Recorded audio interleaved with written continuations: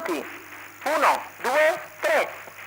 Buono stavolta il segnale. Velocissimo Maurizio Scala con Udine Cass, prende il comando. Numero 1 Alina Zac squalificato. Zeus Baldo. Numero 3 Mo Farah squalificato. All'esterno che avanza al largo, vediamo le scelte dell'ex gentleman Maurizio Scala che passa i primi 200 in 15,9, lascia via libera a Attalo che è il nuovo battistrada.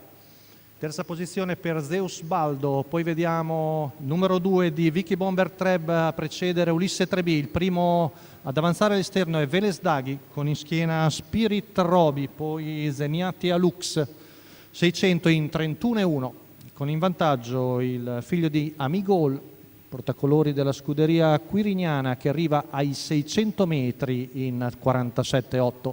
Sempre seconda posizione per Udine Cass, poi Zeus Baldo, terza la corda davanti a Vicky Bomber Treb, mentre avanza al largo il passista Veles Daghi che guida il treno esterno.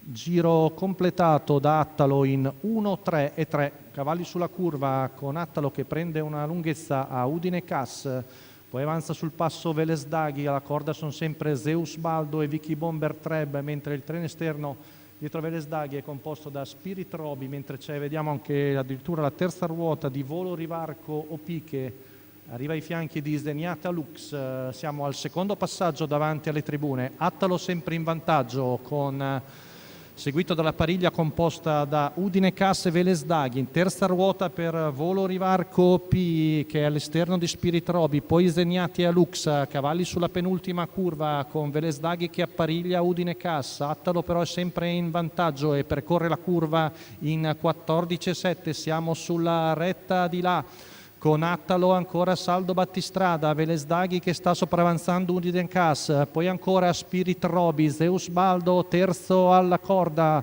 retta di là passata ancora in 14,3 con Attalo e Veles Daghi che ora può prendere un attimo fiato sull'ultima curva sul cedimento di Udine Cass, poi Spirit Robi, siamo a 250 metri dalla conclusione con Attalo e Veles Daghi in vantaggio, ultima curva passata in 14,4, retta d'arrivo, Attalo in vantaggio su Veles Daghi, ultimi 100 metri, Attalo ormai ha partita vinta e viene a vincere nettamente davanti a un buon Veles Daghi, mentre per il terzo Zeniata Lux batte Spirit Robi al quarto. Ulivetto Bargal 29 a chiudere, 58 l'ultimo giro, 14,6 la retta d'arrivo, la vittoria di Attalo, il figlio di Amigole, Marica PL, Luca Lovera, il papà Marino al training, i colori della scuderia quirignana di Alberto Bosi vengono a cogliere una bella vittoria in questa tris. Rivediamo passaggio davanti al traguardo, davanti a un ottimo Veles Daghi, tutta aria in faccia che è ancora buon secondo,